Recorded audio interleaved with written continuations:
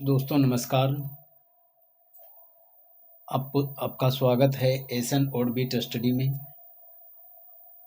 और मैं आपके लिए लेकर आया हूँ क्लास 12th का फिजिक्स, जो कि एग्ज़ाम के लिए बेहद बहुत ही इम्पोर्टेंट है और ये हर साल पेपर में सवाल आता है।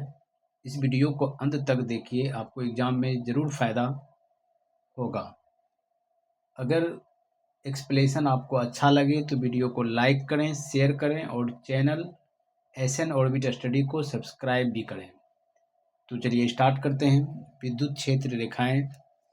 दोस्तों यहाँ देख सकते हैं कि विद्युत क्षेत्र रेखाएं कहते किसको हैं। ये रहा आपका विद्युत क्षेत्र रेखाएं, कि वह काल्पनिक रेखाएं या जो वास्तविक विद्युत क्षेत्र को प्रदर्शित करती है उसे विद्युत क्षेत्र रेखाएं कहते हैं।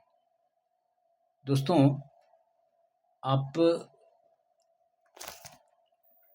क्लास 10th में पढ़े होंगे चुंबकीय क्षेत्र। चुंबकीय क्षेत्र रेखाएं अगर ये चुंबक होती है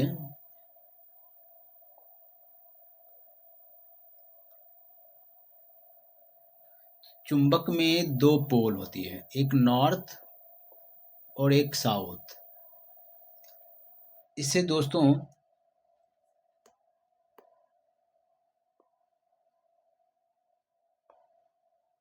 नॉर्थ से चुंबकीय क्षेत्र रेखाएं निकल के साउथ की तरफ जाती है। नॉर्थ से शुरू होकर के कहाँ जाती है? साउथ की तरफ। नॉर्थ से शुरू होकर के साउथ की तरफ जाती है। और इस तरह आपने क्लास 10th में पढ़े होंगे।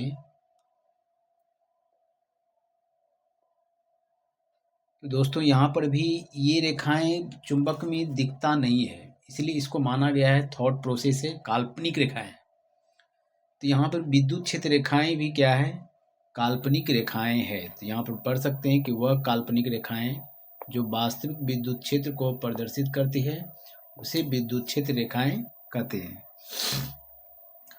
तो दोस्तों यहाँ विद्युत क्षेत्र रेखा दर्शाने के लिए मैंने क्या किया, एक विद्युत क्षेत्र रेखाएं लिए हैं।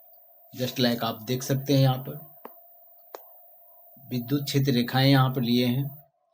ये जो आप यहाँ देख रहे हैं ये विद्युत क्षेत्र रेखाएं हैं।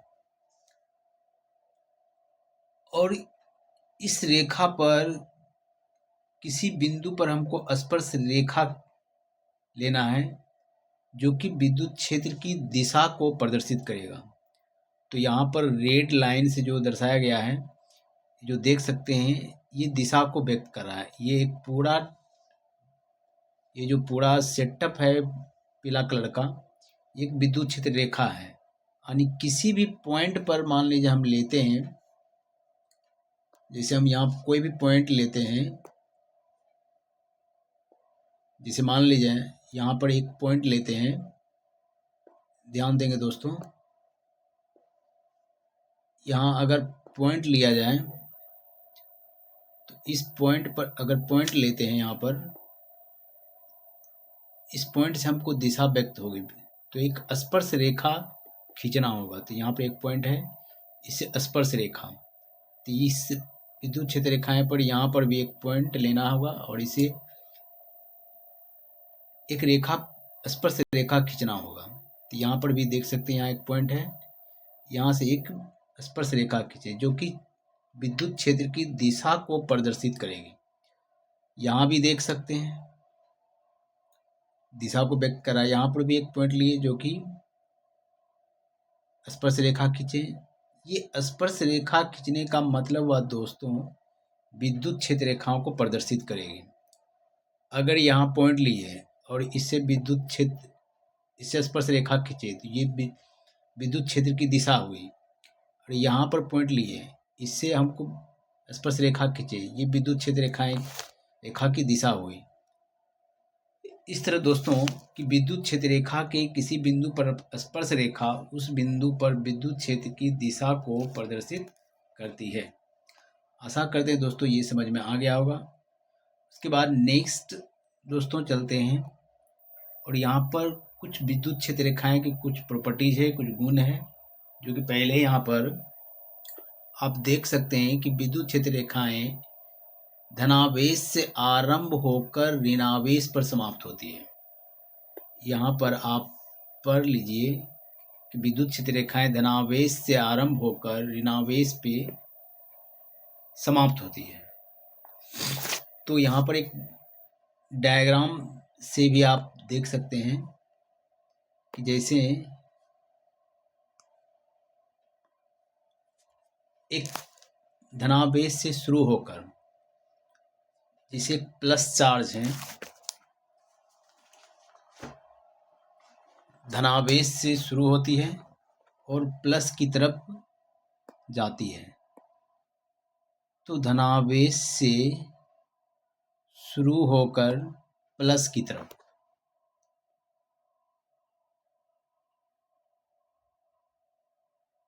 धनावेश से शुरू होकर कहाँ जाती है? प्लस की तरफ।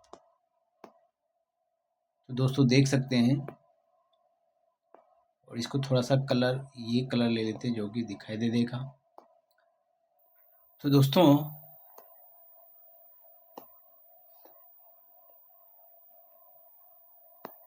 एक सेकंड दोस्तों,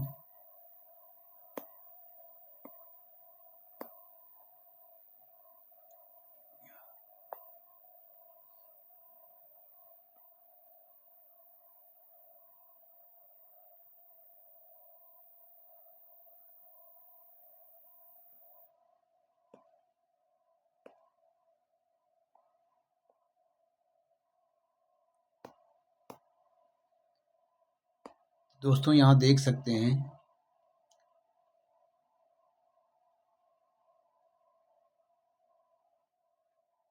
ये धनावेश से शुरू होकर प्लस की तरफ जाती है।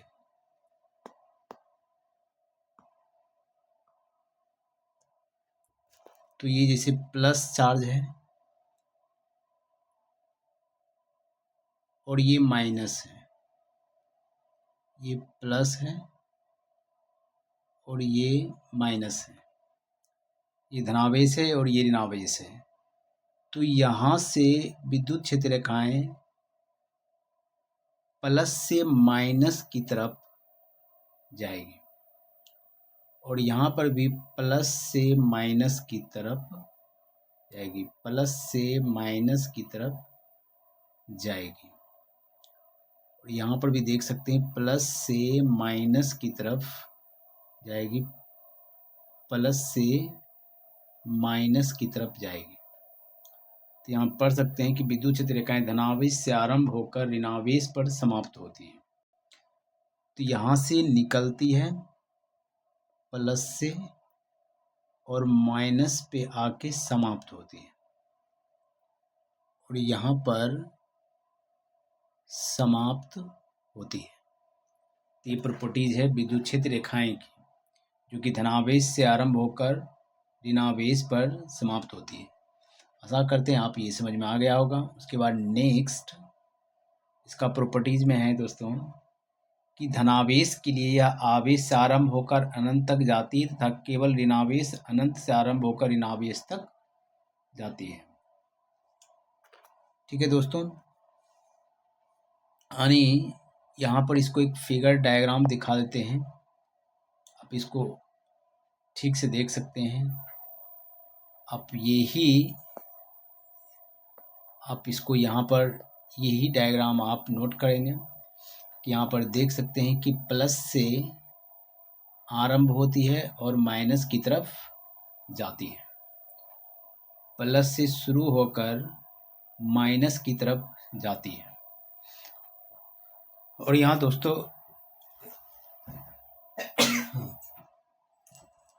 और माइनस की तरफ आती हुई नजर आ रही है, ये जो लाइन दिख रहा है दोस्तों माइनस की तरफ आती हुई नजर आ रही है।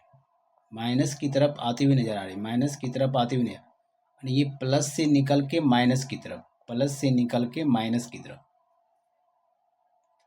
आशा करते हैं दोस्तों ये समझ में आ गया होगा। उसके बाद नेक्स्ट टॉपिक जो पढ़ रहे थे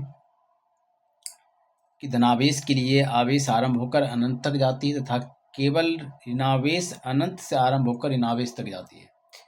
इसका भी फिगर भी देख सकते हैं कि प्लस से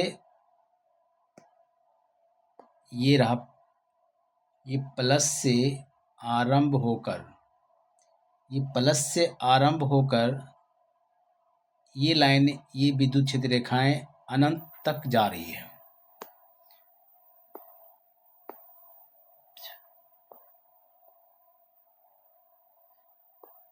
ये जो प्लस से विद्युत क्षेत्र रेखाएं निकल रही है और अनंत तक जाती है, और तथा ऋणावेश अनंत से आरंभ होकर ऋणावेश तक आती है। ये ऋणावेश की ओर आएगी।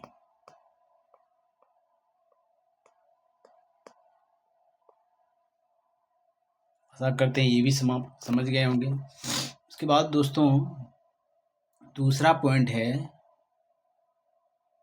कि विद्युत क्षेत्र रेखाएं समीपता विद्युत क्षेत्र की प्रबलता को प्रदर्शित करती है।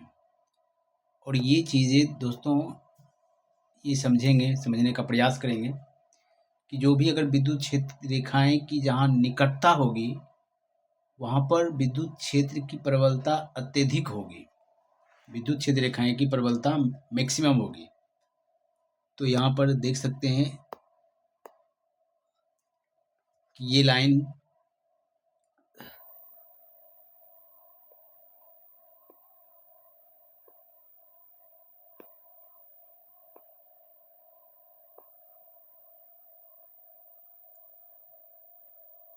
और यहाँ पर देख सकते हैं दोस्तों कि जहाँ पर विद्युत क्षेत्र रेखाएं, यहाँ पर हम डिनोट करते हैं, इसके पास जो भी विद्युत क्षेत्र रेखाएं हैं जहाँ पर निकट होगी, एक यहाँ निकट हो रही है, यहाँ पर विद्युत क्षेत्र रेखाएं की प्रबलता अत्यधिक होगी, और यहाँ पर भी देख रहे हैं यहाँ पर विद्युत क्षेत्र रेखाएं की प्रबलता अत्यधिक होगी।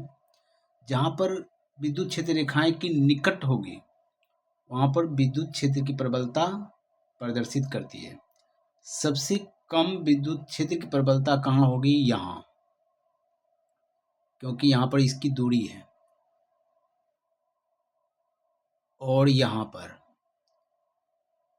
पर उससे कम, उससे कम, इससे ज़्यादा यहाँ पर, फिर इससे ज़्यादा यहाँ पर, उससे कम यहाँ पर विद्युत क्षेत्र रेखाएं की प्रबलता बहुत ही कम होगी इससे। तो दोस्तों ये भी समझ में आ गया होगा। अब दोस्तों नेक्स्ट चलते हैं। तीसरा पॉइंट क्या कह रहा है कि दो विद्युत क्षेत्र रेखाएं परस्पर प्रतिच्छेद नहीं करती, क्योंकि ऐसा करने पर प्रतिच्छेद बिंदु पर विद्युत क्षेत्र की दो दिशाएं होगी। अर्थात दोस्तों जैसे मान लीजिए एक ऐसी रेखा है, विद्युत क्षेत्र रेखाएं हैं, और ये विद्युत क्षेत्र रेखाएं से हैं, तो कभी भी दोस्तों कभी भी एक दूसरे को विद्युत क्षेत्र रेखाएं प्रतिच्छेद नहीं करेगी, यानी नहीं काटेगी।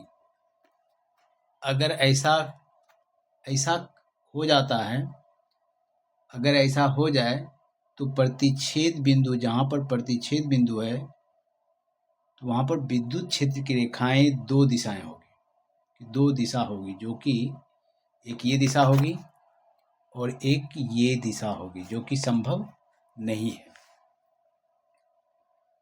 ऐसे इसको पढ़ सकते हैं कि दो विद्युत क्षेत्र रेखाएं परस्पर प्रतिच्छेद नहीं करती, क्योंकि ऐसा करने पर प्रतिच्छेद बिंदु पर विद्युत क्षेत्र की दो दिशाएं होगी, जो संभव नहीं है। ये कभी भी विद्युत क्षेत्र रेखाएं एक दूसरे को प्रतिच्छेद नहीं कर सकती हैं, दो विद्युत क्षेत्र रेखाएं। आशा करते हैं दोस्तों आपको ये समझ में आ गया होगा। उसके बाद नेक्स्ट टॉपिक नेक्स्ट वीडियो में। तो दोस्तों आपसे उम्मीद यही है कि ये जो चैनल है आप लोगों के लिए ही बनाया गया, और आशा करते हैं कि जो भी एक्सप्लेशन दिया जा रहा है वो आपको अच्छे से समझ में आया होगा। और कमेंट में लिख दीजिएगा जहाँ समझ में नहीं आया होगा, कुछ बोलने में गड़बड़ी होगी तो आप कमेंट कर सकते हैं। और दोस्तों ये एसन ऑर्बिट स्टडी को शेयर भी करेंगे और सब्सक्राइब भी करेंगे। थैंक यू, धन्यवाद।